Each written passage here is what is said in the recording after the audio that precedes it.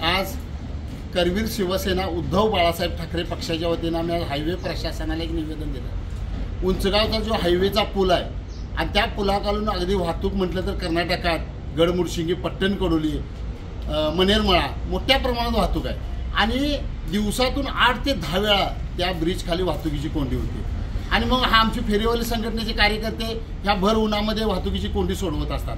Highway प्रशासनाला सांगितलं जी काही गटर पुलाखालून गेलेले त्या गटरवर ते स्लॅब टाकून तो पेस वाढवून घ्या, म्हणजे वाहतुकीची कोंडी होण्यास थोडा हे होईल, म्हणजे दिलासा मिळेल लोकांना।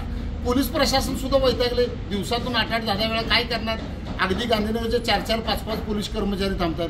तसेच हायवेचे काम चालू आहे, गांधीनगर नळपाणी योजना त्या हायवेच्या कामापासून आलेली आहे। 14 गावं ह्या भर उन्हामध्ये त्या गांधीनगर नळपाणी योजनेवर ते अवलंबून आहेत। त्या नळपाणी योजनेला कुठं धक्का लागू नये आणि पाणी 14 गाव पाण्यापासून वंचित राहू नये याबाबतचं आम्ही आज हायवे अधिकाऱ्यांनी निवेदन दिलं की त्यांनी सांगितलं की कोणत्याही प्रकारे पाईपलाईनला धक्का लागणार नाही आणि पुलाखाली सुद्धा वाहतुकीची कोंडी होणार नाही।